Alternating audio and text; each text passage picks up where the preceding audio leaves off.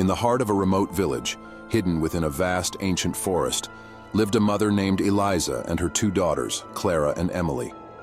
Their lives took an unexpected turn when Eliza was hired as the caretaker of an imposing, abandoned mansion at the edge of the village, a place with a sinister history. This eerie mansion, known as Hollowgrove House, had been abandoned for generations. It was a colossal, decaying structure, cloaked in darkness and enigma. Whispers circulated that it was cursed, haunted by vengeful spirits who tormented anyone who dared to enter. On a moonless night, Eliza, Clara, and Emily found themselves at Hollowgrove House. Their mission was a daunting one, to cleanse the mansion of its shadows, from the uppermost attic to the darkest basement. Eliza had taken up this job out of necessity, and her daughters often assisted her, though not without a sense of trepidation. As they stepped through the mansion's foreboding doors, an icy gust of wind slammed the massive door shut behind them. The interior was as chilling as its infamous reputation. Cobwebs veiled every surface, and the air was heavy with the scent of decay.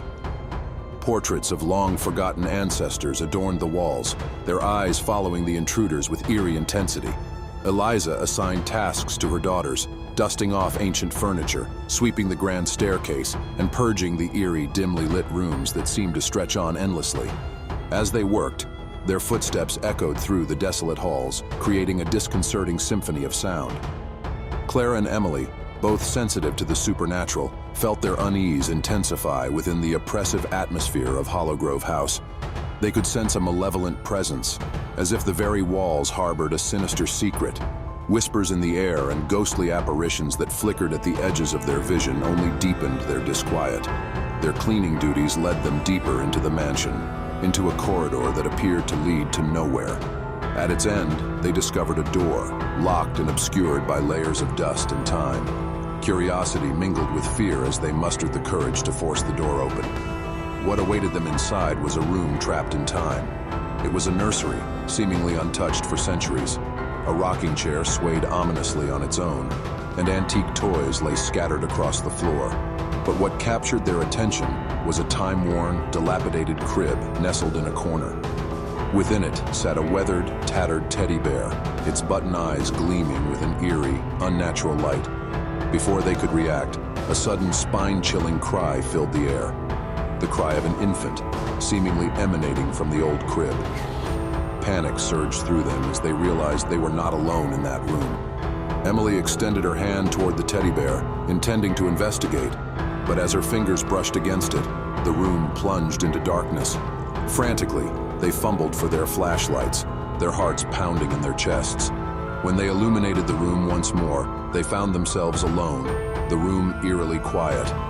The teddy bear, however, had vanished, leaving behind an eerie void where it once sat. Fear gnawed at them as they rushed out of the nursery, their footsteps echoing through the empty mansion. Back in the main hallway, they heard a faint, haunting lullaby, as if sung by a spectral presence. It beckoned them further into the mansion, deeper into the unknown. Trembling, they followed the eerie melody up the grand staircase, where the lullaby grew louder. At the apex of the stairs, they entered a dimly lit bedroom. The source of the lullaby became clear. A ghostly figure of a woman, dressed in a tattered gown, rocked back and forth in a rocking chair. Her hollow eyes locked onto the sisters, and she continued to sing, her voice carrying an eerie, hypnotic quality. Unable to tear themselves away, Clara and Emily watched in terror as the ghostly woman beckoned them closer. They felt a strange compulsion, as if some unseen force was drawing them nearer to the rocking chair. It was then that they noticed the woman was cradling something in her arms, a spectral baby with eyes that glowed with an otherworldly light. Before they could react, the room began to change. The walls cracked, and aged wood gave way to faded wallpaper. The room transformed into a nursery, but one from a bygone era. The lullaby grew louder, drowning out all rational thought. The sisters found themselves trapped in a spectral nightmare, unable to break free from the ghostly presence that held them in its thrall. The room seemed to close in around them, its walls threatening to swallow them whole. In a last desperate bid for escape, Emily reached into her backpack, fumbling for a small vial of salt she had brought for protection. With trembling hands, she flung the salt toward the ghostly figure, hoping to break the enchantment. The salt struck the ghostly woman, causing her to wail in agony. The room shuddered, and the ghostly nursery crumbled away, revealing the decaying, dusty bedroom once more.